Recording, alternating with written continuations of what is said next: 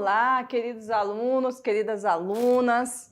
Mais uma aulinha hoje começando na nossa disciplina de Sociologia e agora oficialmente nós iniciamos a nossa unidade 2. É isso mesmo.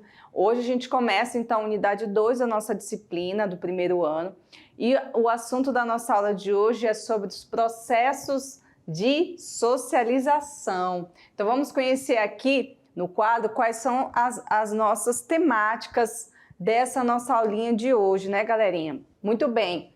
Então, nossa aula de hoje vai falar sobre o processo de socialização. Na verdade, é um tema mais geral dessa temática aqui, que é as relações, as relações e interações sociais, tá? E aí a gente tem essa e mais uma aula para falar sobre esse assunto. Então hoje, galerinha, nós vamos falar sobre o processo de socialização, nós vamos falar sobre os mecanismos de socialização, seja ele primário ou secundário, tá? Nós vamos falar sobre as diferenças no processo de socialização, nós vamos falar sobre a interação e relações sociais, status e papéis, e grupo social, o grupo primário e o grupo secundário, tá bom? Então a gente começa falando primeiramente do processo de socialização, ou seja, como nós indivíduos, a partir de um certo momento da nossa vida, a gente nasce, a gente cresce, a gente se desenvolve e como a gente começa a se relacionar com as outras pessoas. Quais são os mecanismos, os modos, as maneiras que fazem com que a gente possa passar por todo esse processo, desde o nascimento até o final da nossa vida. Sempre nós estaremos passando por esse processo. E eu digo isso para vocês por quê? Porque em toda a nossa trajetória de vida, a gente está em contato com outras pessoas. Isso faz com que a gente tenha necessidade de socializar, né? De ter esse momento de socialização com nossos pares, com os outros indivíduos. Então aqui tem um mapa conceitual mostrando como se dá esse processo de socialização. Mas primeiramente a gente vai para o que é. O que é o processo de socialização? Como é que ele acontece? Olha aqui nesse primeiro, ó. O que é o processo de socialização? É um processo que é fundamental para a construção das sociedades em diversos espaços sociais. E é através dele que os indivíduos interagem também, né? E se integram ao meio de comunicação, ao mesmo tempo também que constroem a sociedade. Portanto, aqui a gente já tem uma definição, certo? Mas temos mais coisas aqui interessantes, ó. A socialização, ela tem o efeito de tornar a pessoa social, né? Ou seja, conseguir se relacionar com outras pessoas. Ela também está relacionada com a assimilação dos hábitos culturais, bem como o aprendizado social dos sujeitos. Isso porque, por meio dela, os indivíduos aprendem e interiorizam as regras e os valores sociais de uma sociedade. Então, a socialização ela é um processo de aprendizado, ou seja, o indivíduo vai aprender a viver em sociedade e na sociedade que ele está inserido, ele vai aprender as regras, a moral, a cultura, tudo que há nessa sociedade, o indivíduo vai aprendendo ao longo do tempo. E aí, quando a gente fala em processo, a gente está falando em caminho, né? Ou seja, não é um processo, é algo que movimenta-se, né? Não é algo parado. Então, nesse processo de socialização, ele se desencadeia pela complexa rede de relações sociais estabelecidas entre os indivíduos durante a vida. Assim, gente, desde criança, nós, seres humanos, nós vamos socializando mediante ao que a gente acabou de falar, as normas, os valores, os hábitos dos grupos que já existiam antes de nós, tá? Então, seja qual for a etnia, a classe social, todos nós, seres humanos, desde cedo estamos em constante processo de socialização, seja ele na escola, na igreja, na faculdade, no trabalho. Alguns fatores podem afetar também esse processo, tá? Como, por exemplo, as guerras, epidemias, terremotos, né? Eventos naturais. Então, a gente também tem... a gente passou, por exemplo, há pouco tempo por uma pandemia, né? E aí, nessa pandemia, tenho certeza, e outros também teóricos já apontaram, que o processo de socialização, naquele momento, houve uma alteração em relação a isso, porque a pandemia impediu o quê? Uma das coisas mais importantes do processo de socialização, que é o contato social. E aí a gente teve aí 2 anos de praticamente afastamento social, ou seja, esse processo de socialização teve sim uma, digamos assim, uma interferência, que com certeza, no caso das crianças, trouxeram prejuízos para o aprendizado das crianças, porque o processo de socialização de uma criança é muito importante, né? Bom, aí a gente tem processos que foram chamados de socialização primária e a socialização secundária. A gente vai ler aqui, mas daqui a pouco eu vou aprofundar mais isso, tá? Nesse tipo de socialização, que é a primária, ocorre na infância ainda, tá? Desenvolve-se por meio da família, né? Nesse caso, a criança tem contato com a linguagem e vai compreendendo as relações sociais primárias e os seres sociais que a compõem. Então, é um processo menor, o processo primário, onde a criança está aprendendo ainda a falar, a andar, a viver dentro de casa, com seus familiares. Quando ela cresce mais, aí ela já participa de um outro processo, que chama-se de processo secundário, a socialização secundária. Já é quando o indivíduo já está socializado dentro da família, né, ali dentro dos parentes, só que ele vai adquirindo outros papéis sociais, determinados pelas relações desenvolvidas, bem como a sociedade em que ele está inserido. De repente ele vai para a escola, lá ele vira líder de turma, ou seja, ele adquiriu um papel social e essa socialização secundária vai se desenvolvendo nele, tá? Mas a gente tem muito mais coisa para falar sobre isso, né, gente? Esse processo pela qual os indivíduos formam a sociedade é chamado de processo de socialização. Tanto nós formamos a sociedade, como também, gente, somos formados por ela. O processo de socialização, ele é importante porque ele colabora com a integração dos indivíduos dentro de uma sociedade. Então, só há integração, gente, se houver socialização. As pessoas precisam estar em pleno contato. Não estou dizendo contato físico, mas o contato social para que a gente possa desenvolver os grupos sociais, tá? Os indivíduos da espécie humana, eles não conseguem sobreviver isolados. Então, eles necessariamente precisam se desenvolver dentro de um grupo, dentro de uma sociedade. Por isso é tão importante, assim, o processo de socialização. Então, nesse caso, a gente pode dizer que a socialização é um processo de transmissão de códigos culturais de um grupo social, aqui a consideração de Silva, tá? Ele é um processo de transmissão que um grupo social passa aos indivíduos que fazem parte dela, tá? E esse processo se inicia desde o nascimento da criança. Olha só como é importante, né? E aí esse processo ele vai continuando por toda a vida do ser humano, tá? Então, enquanto ele tiver contato permanente com outras pessoas, ele vai estar participando, então, desse processo. Que é importante a gente ver que desde quando a gente nasce, nossos aprendizados iniciais de vida, ele se dá pelo contato físico, né? Por isso que a criança ela tem tanta necessidade de tocar nas pessoas, principalmente nos seus pais, né? O primeiro mundinho daquela criança é o pai e a mãe, né? Claro que fazendo aí as ponderações, porque a gente não sabe a realidade de cada família, mas é ali o primeiro mundinho daquela criança. E nesse primeiro mundinho, principalmente com a mãe, há essa ligação quase que vital para aquela criança sobreviver, que é o contato físico da amamentação, né?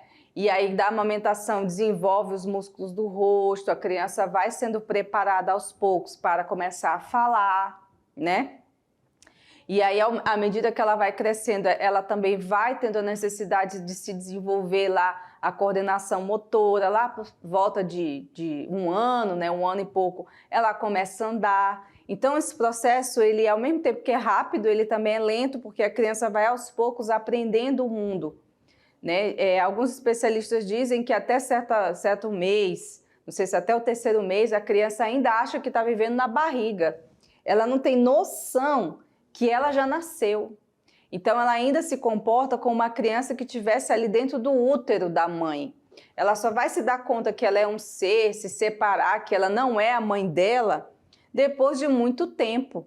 Então, para você ver como isso tudo é um aprendizado que o ser humano tem ao longo da vida, que aí depois ele começa a entender que ele é ele, a mãe é a mãe, o pai é o pai. Aí ele vai aprendendo o papel social de cada um, ele vai entender que ali é um porto seguro dele, é o pai e a mãe, e depois ele vai aprendendo outras coisas. Então é um processo bem interessante, porque os seres humanos, dentro de cada cultura, vai aprendendo isso, vai entendendo essas questões, né?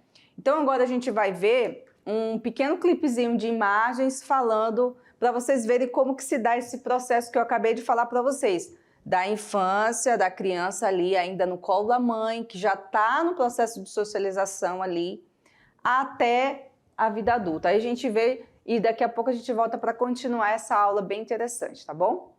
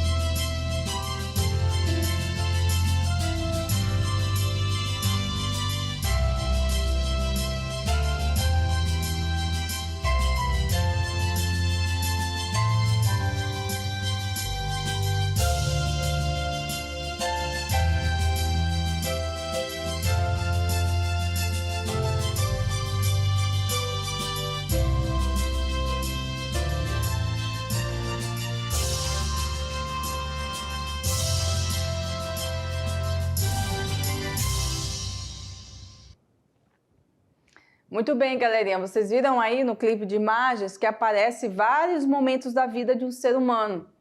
A parte da amamentação, aí a criança indo para a escolinha, depois ela... Não é a mesma criança, são várias pessoas diferentes, né? Aí você vê já algumas pessoas ali trabalhando, umas na agricultura, outras na pesca, aí você vê ali já uma parte relacionada à formação da escola, né? Não sei, acho que uma faculdade. E aí você vê que cada ser humano constrói a sua trajetória, que são trajetórias de intensos aprendizados, independente se aquela pessoa mora na área rural, ou ela mora num centro urbano, ou ela mora numa área ribeirinha, não interessa o lugar, porque essa pessoa, independente de onde ela vive, ela vai passar por processos de socialização. Ela vai aprender, talvez, lá com o pai dela, como pescar, né? Como que anda na canoa, e essas aprendizagens são aprendizagens importantes para a sobrevivência daquele ser humano naquele lugar. Talvez para nós que moramos na cidade, ou para algumas outras pessoas, não seja tão importante, porque não faz parte do dia a dia. Mas para aquelas pessoas é algo muito importante você saber remar, né? Andar numa canoa. E ao mesmo tempo que para nós também, que chegamos a uma certa idade, a gente tem que aprender a dirigir, porque a cidade, né, movimenta-se ali a partir dos carros, das motos, e aí para a gente é uma necessidade, né? Então a gente acaba tendo que aprender outras coisas, que durante a trajetória da nossa vida é algo importante para a nossa sobrevivência e para o nosso desenvolvimento. Então vamos aqui voltar para o quadro, porque agora a gente vai ver a visão de alguns teóricos, né, sociólogos, sobre a socialização. Então a gente vai falar aqui do Peter Berg, né? O Peter Berg, ele pensa sobre esse processo de socialização como algo que constitui a interiorização. Guardem bem essa palavra, tá, gente? Vou até marcar aqui de vermelho, ó. Interiorização. E os indivíduos, na realidade, tanto na realidade vivida, no real, naquilo que a gente vê, como também na realidade subjetiva, ou seja, nos seus pensamentos, ideias, ideologias do mundo, eles desenvolvem os grupos sociais dentro daquilo que eles fazem parte. Então, se eu estou numa sociedade americana, eu vou ter, né, toda essa carga de cultura desse lugar. Se eu estou lá na Índia, eu vou ter toda uma carga de cultura daquele lugar. Isso vai acontecer um processo que a gente já falou e vou repetir, desde a infância. Então, a infância, aliás, gente, a infância é um dos processos mais importantes do desenvolvimento da criança, do indivíduo, porque tudo que a gente vive na infância, pessoal, vai refletir na nossa vida adulta. Os medos, os traumas, as alegrias, as lembranças boas, as lembranças ruins, tudo que a gente viveu, principalmente na primeira infância, né, os teóricos, alguns psicólogos já relataram isso. Isso vai desenvolver na gente tudo que a gente tem de reflexos na nossa vida adulta. Por isso que é tão importante esse processo, né? E aí, os mecanismos de socialização, eles são responsáveis por isso, para a gente aprender o que está no mundo exterior, porque a gente não nasce sabendo. A gente não nasce sabendo de nada. Então, isso vai sendo um processo de interiorização, mesmo que o Peter Berg diz, porque a gente vai interiorizar aquilo que a gente vai, né, como se a gente estivesse ali comendo uma comida, interiorizando, jogando para dentro, para a gente aprender. Isso faz parte do que ele chama aqui de mecanismos, né, que são a aprendizagem, a imitação e a identificação. Olha que importante a gente ver isso aqui. Por quê? Se você for olhar uma criança, geralmente o começo da aprendizagem da criança é pela imitação. Ela não sabe exatamente por que ela faz aquilo, mas ela vê alguém fazendo, ela faz. Então, se você faz brincadeira, careta, se você dá a língua, dá tchau, ela vai imitar você. Né? Eu estou falando isso porque eu tenho uma filha hoje que tem 1 aninho e tudo que eu faço ela tenta imitar. Nem sempre ela consegue, porque ainda não tem ainda o desenvolvimento neuromotor para tantas coisas. Mas algumas coisas ela já sabe fazer, como dar tchau. Eu ensinei ela isso bem antes de 1 ano e hoje ela já consegue fazer. Então, a gente vai ensinando a criança a se comportar, dar tchau, essas coisas, e ela começa esse processo de interiorização pela imitação. Depois ela vai aprendendo, né? Aquilo vai virando uma aprendizagem. Isso às vezes a criança já está na escolinha, aprende o A, aprende o B, aprende o C, aprende, né, o alfabeto, as vogais, enfim. E depois ela vem por um processo de identificação. Por isso, esse processo também é muito importante, porque é um processo que ela já começa a selecionar aquilo que ela quer. Então, ela pode querer usar determinada roupa, né, pentear o cabelo de determinado jeito, e ela já começa a ter o entendimento daquilo que ela quer, pela identificação, aquilo que ela se identifica, tá? E nesses mecanismos de socialização, eles podem ser tanto primários como secundários. Isso aqui foi uma forma de entender que a socialização ela pode ser um pouco mais restrita e depois de um tempo ela começa a ficar mais aberta, ou seja, mais pessoas começam a fazer parte da sua vida. No começo da sua vida, ali na sua primeira infância, é mais o seu pai, a sua mãe, uma tia, uma avó, né? Aí você vai crescendo, você vai conhecendo mais pessoas e mais pessoas vão passando pela sua vida num processo mais secundário. Então, por essa questão, a gente começa aqui com o primário.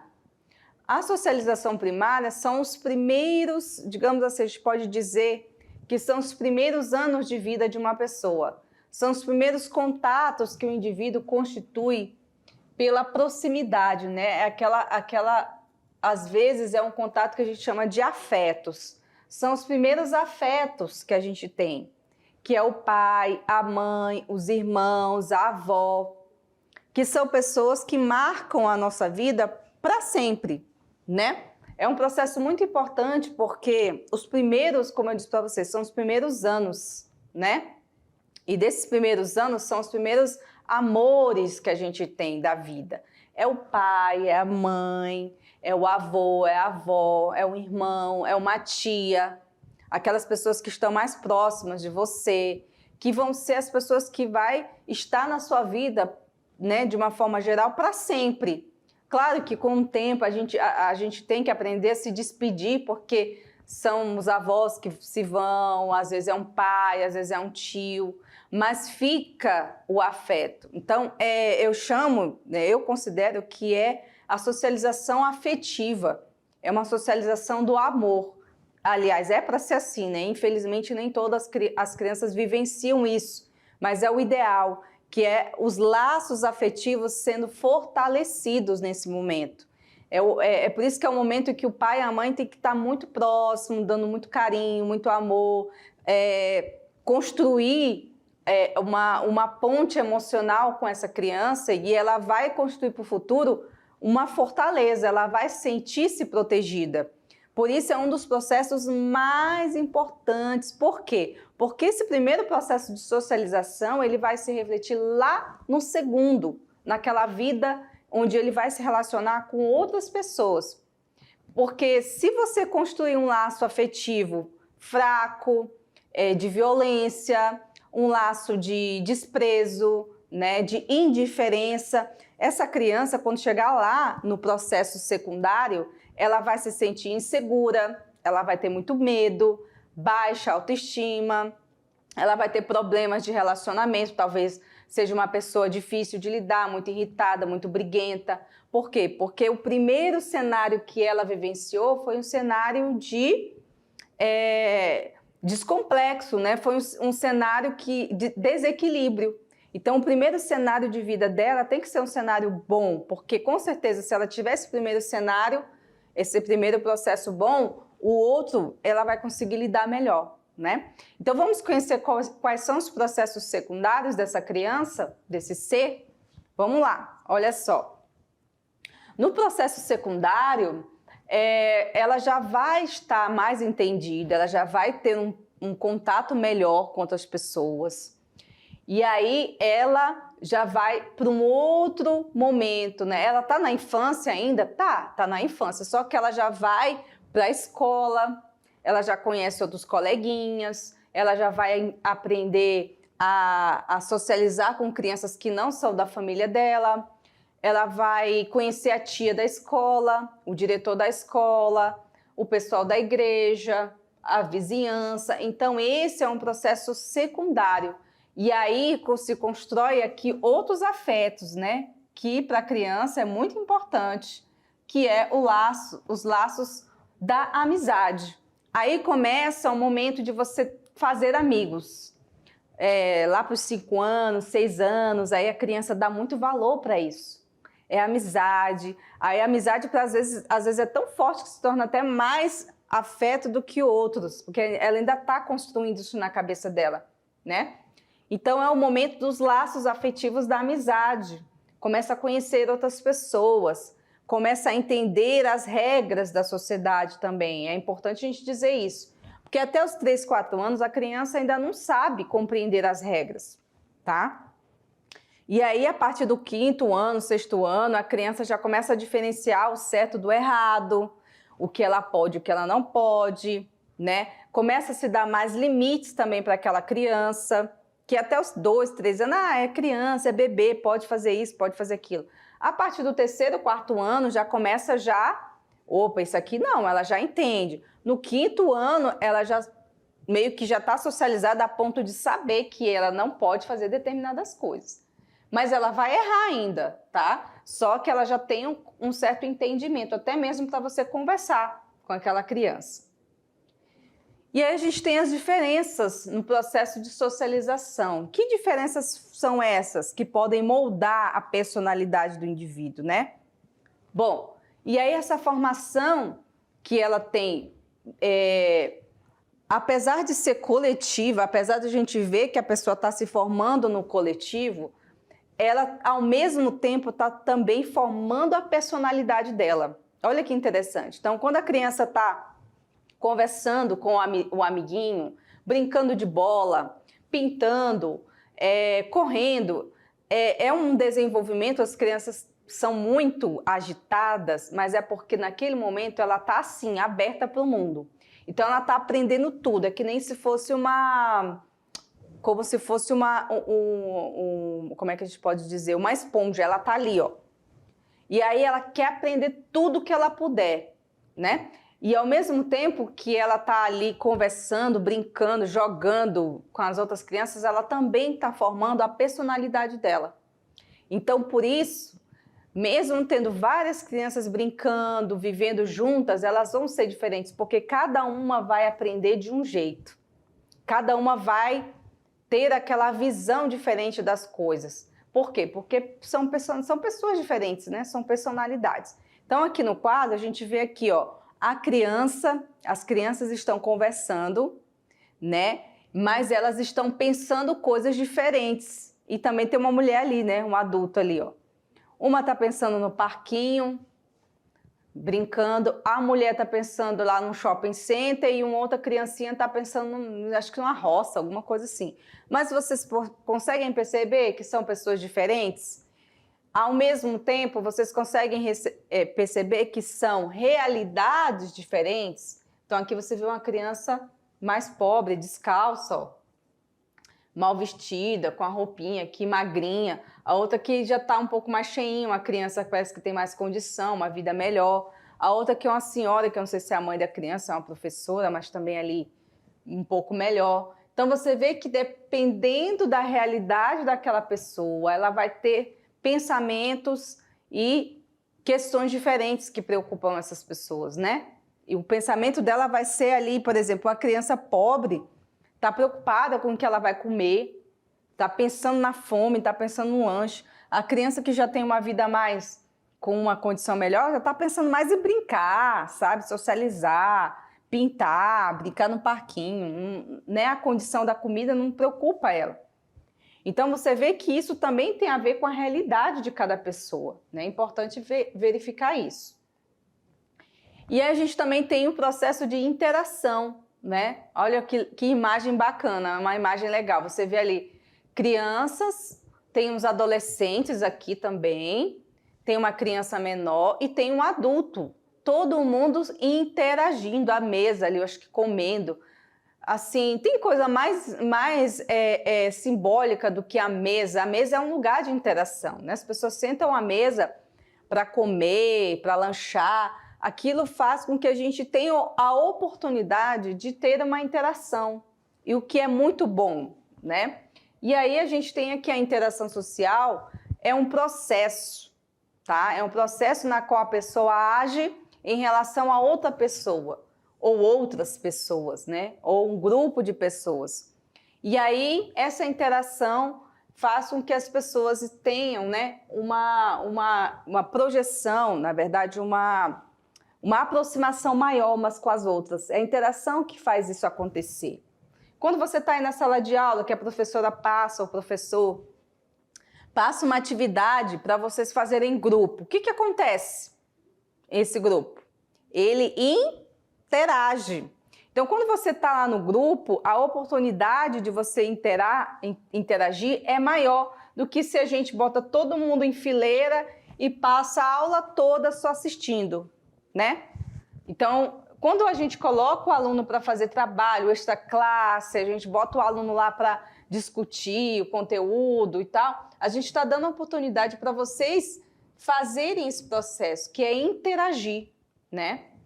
Então, a interação social, ela é um processo de troca. Quando vocês estão aí reunidos para fazer o trabalho, vocês estão trocando informações, trocando experiências, trocando vivências, né? Então, existe também o movimento da ação e da reação nessa troca, né? E aí o significado dessas ações é um dos principais elementos que dá a interação social. Então, as pessoas estão interagindo, elas acabam, por exemplo, eu gostei de fulano, vai ser minha amiga, ou já não gostei, não quero é perto de mim. Então, o resultado dessa interação social, ela vai acontecer de uma forma ou de outra, né? E aí só existe interação quando a ação é entendida por todas as pessoas envolvidas. Se está todo mundo conversando, mesmo que tenha alguém que tenha alguma limitação, né? Um cadeirante, um surdo, se ela consegue se comunicar, ela está interagindo, tá? Agora, quando não há comunicação, de repente tem pessoas aí que não conseguem se comunicar, aí a interação fica prejudicada, aí realmente não vai ter interação, tá? Porque tem que existir o elemento significado. Se eu estou falando com aquela pessoa, ela não está me entendendo, como é que eu vou interagir com ela, né? Então, existem os agentes de interação, tá? Agora a gente vai aprender que há tipos de interação, né? Podem existir interação mesmo sem uso das palavras, olha só, você sabia disso? Então, às vezes eu estou ali interagindo de maneira musical, estou produzindo uma música, é uma forma de interagir? Sim, através de uma dramatização, de um teatro, às vezes só de imagens, estou interagindo a partir de uma obra de arte, né?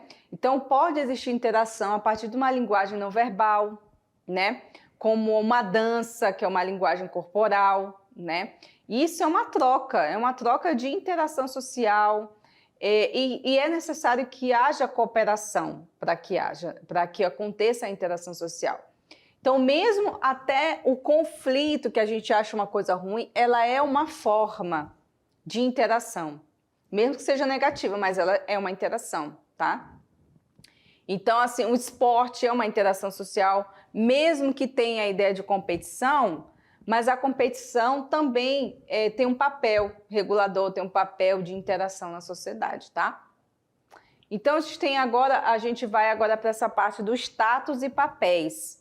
À medida que a gente vai se desenvolvendo na sociedade, nós vamos atribuindo papéis e status sociais para as pessoas, tá? Então, dessa forma, o status, ele designa a posição. Então, digamos assim, se eu tenho... a gente usa muito essa palavra na rede social, status, né? Como uma forma de mostrar o que a gente está fazendo. Meu status, botei uma foto, coloquei um vídeo, coloquei uma selfie minha, as pessoas gostam muito de selfie, né? Então, o status na sociologia é parecido, mas é diferente. Como é que eu posso dizer? O status, ele faz com que a pessoa... É como se fosse uma atribuição que se dá para aquela pessoa. Ou seja, o nível de importância que ela tem dentro da sociedade. Isso é o status. E a posição é onde ela vai se posicionar nessa pirâmide social, né? Então, o status, ele vai designar a posição que a pessoa está dentro do grupo, né? Ele pode ser atribuído ou adquirido, tá? No status atribuído, você nasce. Por exemplo, você nasceu com um problema físico. Então, você ali já vai ganhar um status social. Então, você vai ter aquela posição na sociedade mediante a essa limitação que você tem. E outras coisas, né? E tem um adquirido, ou seja, você nasceu, né, com todo normal, digamos assim, até ruim falar essa palavra, e depois você teve um acidente e virou cadeirante. Aí você adquiriu esse status.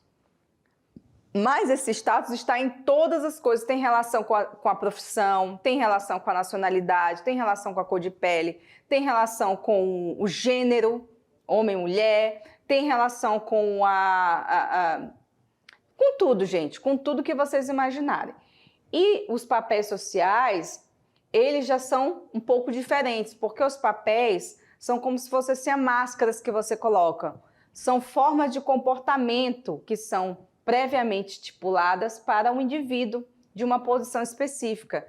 Então, o papel social, digamos assim, eu, Elisângela, né, sou professora. Então, esse é um dos meus papéis, professora. Mas eu sou só professora? Não. Eu também sou mãe. Aí é outro papel social. Eu também sou esposa. Então, já é outro papel, entendeu? Ó, eu sou uma pessoa, mas tenho vários papéis sociais. Eu também sou pesquisadora, outro papel. Então, à medida que eu vou crescendo, que eu vou virando, né, desenvolvendo a minha vida, eu vou adquirindo os papéis sociais, né? Então, os indivíduos também vão aprendendo que cada papel social gera expectativas, né? Por exemplo, eu como professora gero expectativas nos meus alunos. Eu como mãe gero expectativas nos meus filhos. Eu como esposa gero expectativa para o meu marido, para outras coisas. Eu como pesquisadora gero expectativa na comunidade acadêmica. Então, todos os papéis sociais, eles possuem uma expectativa, né? Então, ele tem o seu contexto cultural também. E que cultura que eu estou inserida? Né? Isso também determina os papéis sociais que eu vou ter, tá? Então, espera-se que cada indivíduo cumpra o papel social que foi designado. É interessante ver isso também, né? E o que é um grupo social? Aí a gente já vai partindo aqui para entender no final, né? Um grupo social é uma forma básica de associação humana, é o início de tudo, é um grupo, tá? E que se considera como um todo a partir de tradições morais e materiais. Mas para que exista um grupo, gente, é necessário que haja uma interação. Não há grupo social se não tiver interação, tá, gente? Isso aí não existe, tá? E aí, o grupo social tem alguns aspectos importantes. Um deles é que as pessoas de um grupo, eles se relacionam-se mais entre si do que com outras pessoas que não pertencem a esse grupo, tá?